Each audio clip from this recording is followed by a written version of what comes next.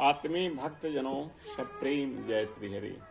आज का प्रसंग है विष्णु की भक्ति से जागता है आत्मविश्वास और दृढ़ निश्चय शक्ति, सत्य बोलने की शक्ति। जो भी विष्णु का भक्त होता है उसके अंदर एक अपूर्व क्षमता आ जाती है, एक अपूर्व तेज आ जाती है। शास्त्रों में कहा गया है यथा अध्योश्च पृथ्वी च माँ विभेति माँ ऋष्यत एवं न प्राण माँ विभेति। जिस ढंग से अंतरिक्ष और ये पृथ्वी कभी किसी पर गुस्सा नहीं करते हैं और नहीं डरते हैं किसी से, इसी ढंग से वेद में मांगा गया है भगवान से कि हमारे अंदर भी वो शक्ति दो कि गुस्सा कम आए और निर्भयता हो। विष्णु की भक्ति में निर्भयता, अभय की शक्ति आती है। जो नारायण का भक्त होता है वो संसार में किसी से नहीं डरता है, सिर्फ नारायण ही उसके संरक्षक है और संसार में कोई उसका बाल वाका नहीं कर सकता है। ऐसा सैकड़ों उदाहरण विष्णु भक्ति के पन्नों में पड़े हुए हैं। प्रहलाद से शुरू करता हूँ।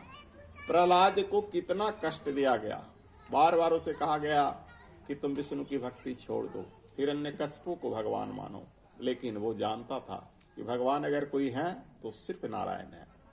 उसे प्राणों का भय नहीं रहा और हर बार नारायण ने उसके प्राणों की रक्षा की। पहाड़ पर से गिराया गया, समुद्र में फेंकवाया गया, सांपों से डसवाया गया, अग्नि में जला दिया गया। जिस होलिका को वरदान था कि कभी अग्नि में नहीं जलेगी, वो विष्णु भक्त को लेकर बैठी गोद में तो खुद जल गई। क्योंकि विष्णु भक्त का जो वैष्णव होता है उसका अगर संसार में कोई विरोध करता है तो विरोधी को स्वतः खत्म हो जाना पड़ता है। क्योंकि भगवान विष्णु का यह वचन है, रामायण में तुलसीदास बाबा ने लिखे है कि जो अपमान भगत के करे राम रोष पावक मजरे। जो मेरे भक्तों का अपमान करता है वो मेरे रोष से अग्नि में जल कर भस्म हो जाता है। तो भक्त भगवान अपनी गाली सुन लेते हैं, भगवान की निंदा सुन लेते हैं, लेकिन भक्तों की निंदा नहीं सहते। इसलिए वैष्णवों की कभी निंदा नहीं करना चाहिए, वैष्णवों की भी अवसरना नहीं करनी। ध्रुव कितना छोटा बालक था, जैसे प्रहलाद बच्चा था उसकी विजय हुई विष्णु भक्ति से, वैसे ध्रुव छोटा बालक था। विमाता ने एक बार वो अपनी पिता की गोद में बैठा तो ऐसे बच्चा बैठता है ना पिता की गोद में, उसे विमाता माने सौतेली माँ भगा दी। बोली कि अरे यह गोद में बैठने के लिए तुमको मेरे कोख से जन्म लेना पड़ेगा। सुनीति और सुरुचि दो पत्नियां थी उतानपाद की।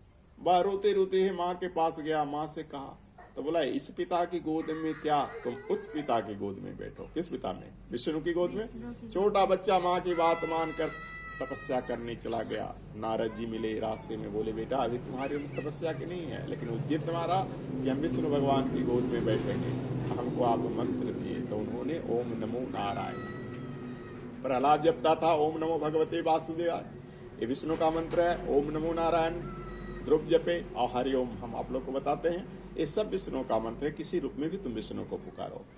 वह तपस्या किया, उस छोटे उम्र में ही भगवान विष्णु को आना पड़ा और भगवान विष्णु से अपनी गोद में बिठाए। बोले इस पिता के राज क्या, मेरे राज में तुम समा जाओ। और आज तक ध्रुव उनके गोद में बैठा हुआ है। रात में जब तुम देखो दिशा भूल जाओ तो ध्रुव तारा किधर उगता है? इधर उत्तर दिशा में। और उसी के आगे सप्तऋषि रहता है, जो 7 तारा होता है ना, उसके आगे जो चमकीला तारा है वो ध्रुव तारा है। भगवान की गोद में आज भी वो बैठा हुआ है।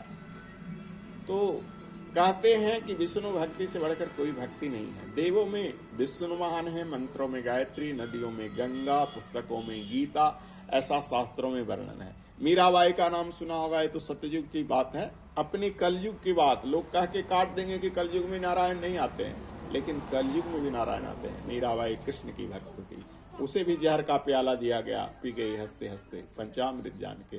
सांप से डसवाया गया फिर भी कोई प्रॉब्लम नहीं हुआ। मीराबाई को अनेक तरह के कष्ट उसके देवर ने दिया, लेकिन फिर भी उसकी जान को नारायण ने सुरक्षा किया। ऐसे ही बाबा तुलसीदास विष्णु के ही भक्त थे राम रूप में। उनकी कृति अनमोल रामायण हिंदी में उन्होंने लिखा, अपनी अवधी भाषा में लिखा। सारे पंडा, उस समय संस्कृत का बोलवाला था, सारे पंडा लोग उनकी भर्त्सना की, निंदा की, यहाँ तक कि काशी में सब ब्राह्मण विरोध किया। तुलसीदास को काशी में सारे ग्रंथों को ले जाया गया विश्वनाथ के मंदिर में, और उस मंदिर में कहा गया है कि अगर तुम्हारा रामायण अच्छा है तो ऊपर हो जाना चाहिए, तो ऊपर ही नहीं हुआ, उस पर भगवान शिव मोहर लगा दिए, क्या सत्यम शिवम सुंदरम। तुलसीदास की रामायण में शिव जी का मोहर है, सत्यम शिवम सुंदरम, मतलब सत्य है, शिव जी को ये सुंदर प्रिय कृति है। तो ऐसे हैं विष्णु की भक्ति। अगर मन लगा के नारायण की भक्ति करोगे, नारायण को सत्य नारायण कहा गया है, नारायण की भक्ति से सतमार्ग पर बढ़ने की प्रेरणा मिलती है और सदा सत्य की ही विजय होते हैं। बोले श्री हरि विष्णु भगवान की।